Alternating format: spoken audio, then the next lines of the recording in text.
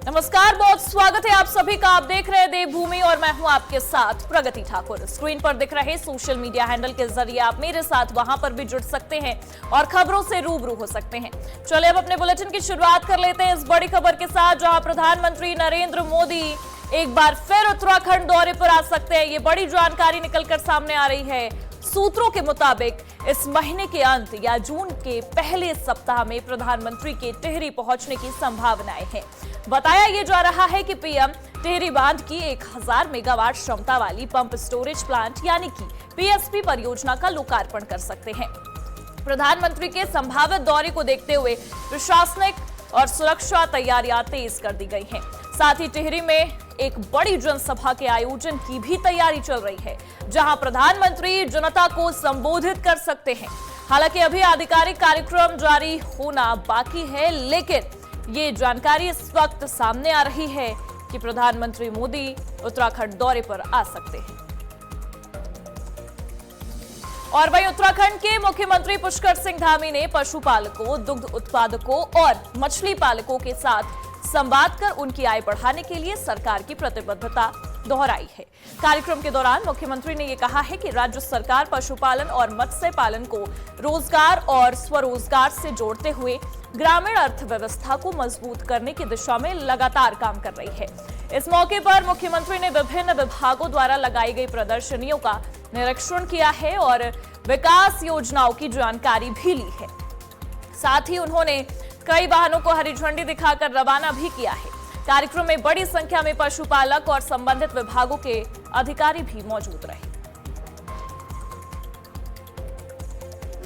और हमारे किसान भाई बहन अपने पशुपालन के क्षेत्र में, मत्स्य पालन के क्षेत्र में, दुग्ध उत्पादन के क्षेत्र में तेज गति से वृद्धि कर रहे हैं। अपनी आजीविका को भी बढ़ा रहे हैं, आर्थिक को भी बढ़ा रहे हैं, ग्रामीण अर्थव्यवस्था को मजबूती प्रदान कर रहे हैं और राज्य को आगे बढ़ाने में भी अपना योगदान दे रहे हैं। सरकार भी उनके साथ कदम से कदम मिलाकर चल रही है और हमने 2022 से अनेक नीतियों के माध्यम से जो उनको सीधे सीधे फायदा पहुंचाए, उनकी अर्थव्यवस्था को मजबूती प्रदान करे, उनको रोजगार प्रदान करे, उसके लिए हम निरंतर काम कर रहे हैं और आगे भी हम काम करेंगे। और वहीं देहरादून में भूमिगत विद्युत परियोजना को लेकर प्रशासन ने अब सख्त रुख अपना लिया है। जिलाधिकारी सविन बंसल की अध्यक्षता में हुई परियोजना समन्वय समिति की बैठक में साफ निर्देश दिए गए हैं कि पहले पुराने और अधूरे कार्य तय मानकों के साथ पूरे किए जाए, उसके बाद ही नए प्रस्तावों को मंजूरी मिलेगी। डीएम ने यह कहा है कि सड़क खुदाई के बाद तुरंत मरम्मत और ब्लैक टॉप किया जाए। साथ ही सुरक्षा मानकों में किसी भी तरह की लापरवाही बर्दाश्त नहीं होगी। बैठक में यूपीसीएल और पेटकुल के 13 प्रस्तावों की समीक्षा की गई है, जिनमें कई परियोजनाओं को सशर्त मंजूरी दी गई है। प्रशासन ने चेतावनी दी है कि नियमों के उल्लंघन पर जब्ती और मुकदमे जैसी सख्त कार्रवाई की जाएगी।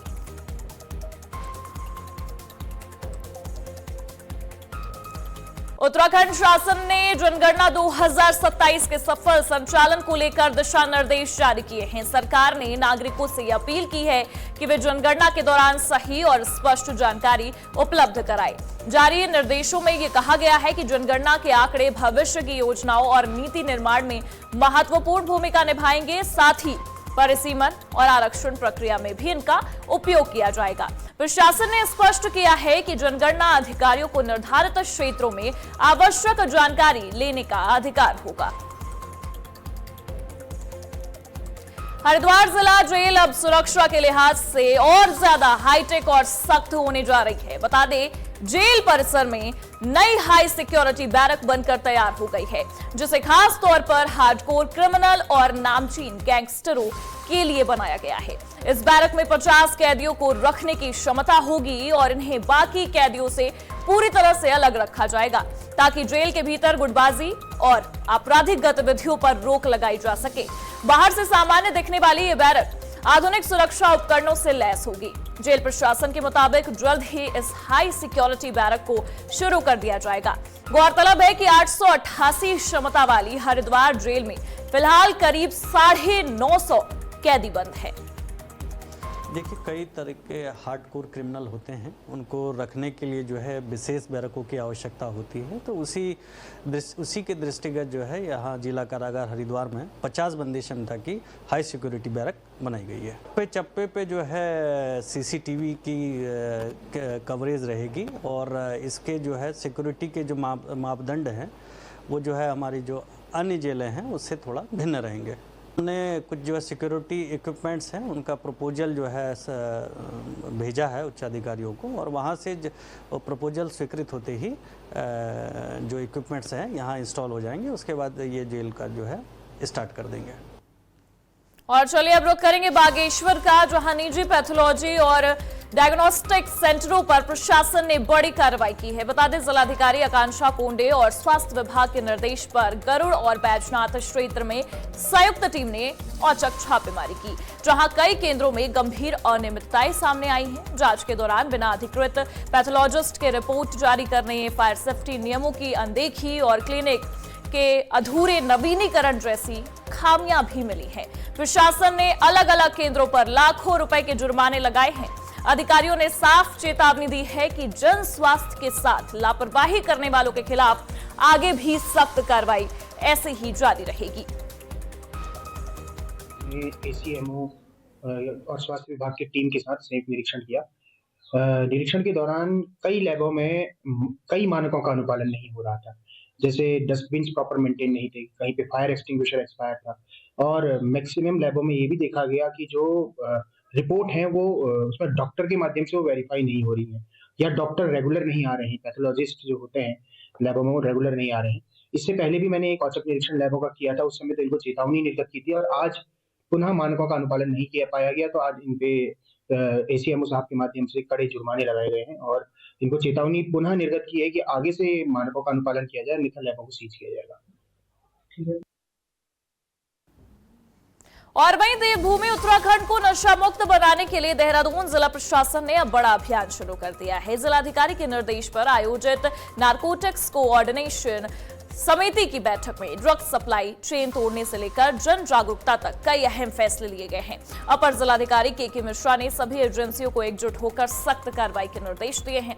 स्कूलों और कॉलेजों में एंटी ड्रग्स कमेटियां सक्रिय की जाएंगी, तो वहीं मेडिकल स्टोर्स और संवेदनशील इलाकों में निगरानी भी बढ़ाई जाएगी। प्रशासन ने जल्द बाल पुनर्वास केंद्र शुरू करने की बात कही है, जबकि रायवाला स्थित नशा मुक्ति केंद्र से कई मरीज स्वस्थ होकर घर लौट चुके हैं।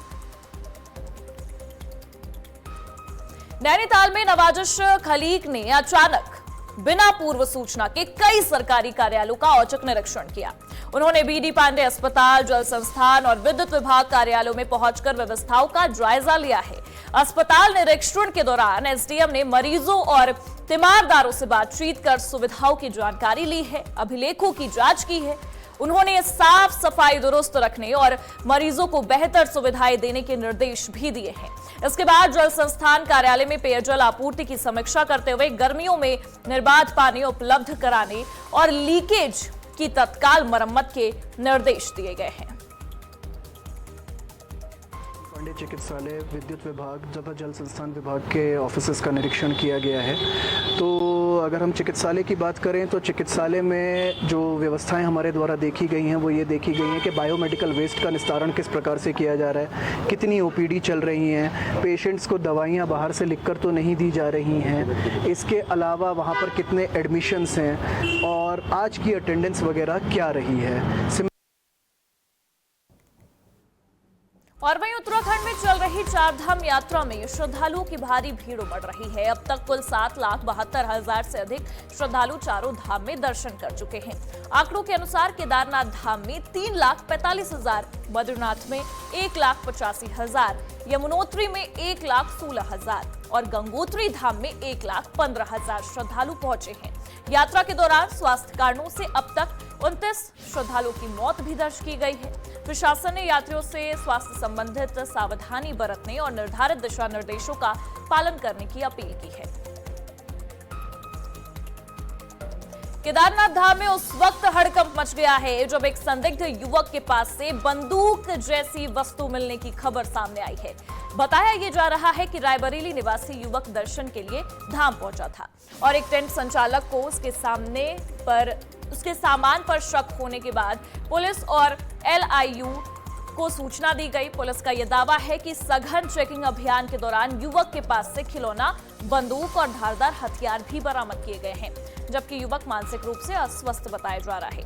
हालांकि इस घटना ने धाम की सुरक्षा व्यवस्था पर कई बड़े सवाल भी खड़े किए हैं, क्योंकि लाखों श्रद्धालुओं की मौजूदगी के बीच संदिग्ध युवक आखिर सुरक्षा जांच पार कर धाम तक कैसे पहुंच गया, ये एक बड़ा सवाल पैदा हो रहा है। संदिग्ध व्यक्ति की चेकिंग के दौरान रुद्रप्रयाग पुलिस की टीम को टेंट्स की चेकिंग के दौरान एक व्यक्ति के पास से 2 धारदार हथियार, 2 खिलौना बंदूक बरामद हुई थी। उक्त व्यक्ति रायबरेली का रहने वाला है। इसके परिवार से पूछताछ में ज्ञात हुआ कि उक्त व्यक्ति जो है मानसिक तौर पर अस्वस्थ है। पूछताछ जारी है और उचित वैधानिक कार्रवाई अमल में लाई जाएगी। इसके अतिरिक्त जो टेंट स्वामी जिसने उसे वहां पे जगह दी थी, उसके विरुद्ध भी चालानी कार्रवाई करी जा रही है, क्योंकि उसने किसी प्रकार के आईडीज वगैरह नहीं रखे थे उस व्यक्ति के। इसके अतिरिक्त जनमानस से भी अपील है, एक तो किसी प्रकार की अफवाहों पर ध्यान न दें। इसके अतिरिक्त किसी प्रकार के संदिग्ध व्यक्ति की कोई भी सूचना हो तो त्वरित तौर पर पुलिस तक उस सूचना को पहुंचाएं। और वहीं रुड़की में रामपुर नगर पंचायत में बदहाल सफाई व्यवस्था को लेकर स्थानीय लोगों में भारी आक्रोश देखने को मिल रहा है। निवासियों का यह आरोप है कि क्षेत्र में सफाई व्यवस्था पूरी तरह से चरमरा गई है, जिससे सड़कों पर चलना भी मुश्किल हो गया है। लोगों का ये कहना है कि नगर पंचायत प्रशासन की लापरवाही के चलते गंदगी और जल भराव की स्थिति बन गई है, जिससे छोटे बच्चों और बुजुर्गों में संक्रमण का खतरा बढ़ गया है।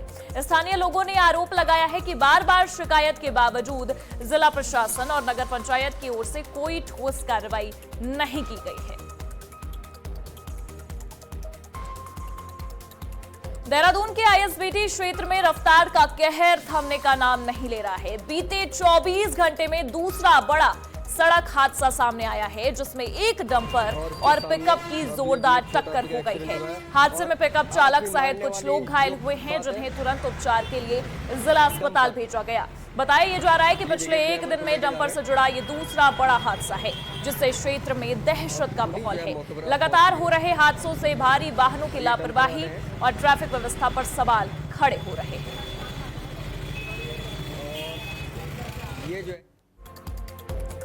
अल्मोड़ा के भिकियासैंण क्षेत्र में एक सड़क हादसे में एक कार के गहरी खाई में गिरने से 3 लोगों की मौत हो गई। सूचना मिलते ही SDRF उत्तराखंड पुलिस की टीम अपर उप निरीक्षक महिपाल सिंह के नेतृत्व में मौके पर पहुंची और रेस्क्यू अभियान चलाया।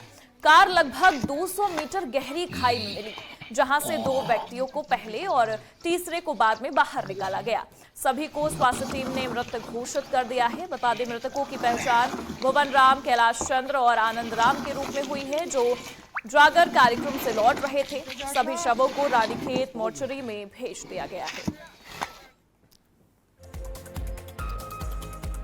देहरादून में मौसम विज्ञान विभाग ने उत्तराखंड के कई जिलों में अगले 3 घंटे के लिए येलो अलर्ट जारी किया है। विभाग ने देहरादून, नैनीताल, चमोली समेत 13 जिलों में गरज चमक के साथ बारिश और तेज हवाओं की संभावना जताई है। मौसम विभाग के अनुसार 30 से 40 किलोमीटर प्रति घंटे की रफ्तार से हवाएं चल सकती हैं।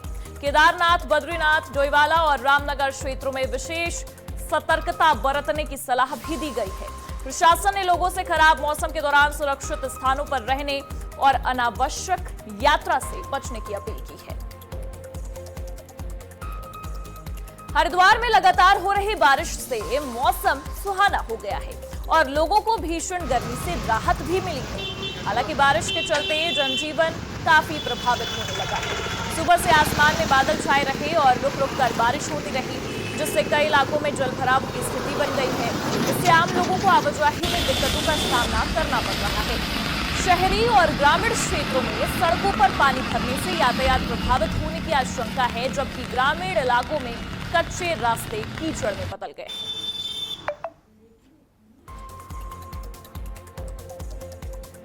और इन्हीं खबरों के साथ देवभूमि से जुड़े इस खास बुलेटिन में फिलहाल के लिए बस इतना ही। देश और दुनिया की तमाम बड़ी खबरों के लिए आप देखते रहिए आज की खबर, और स्क्रीन पर दिख रहे सोशल मीडिया हैंडल के जरिए आप मेरे साथ वहां पर भी जुड़ सकते हैं और खबरों से रूबरू हो सकते हैं।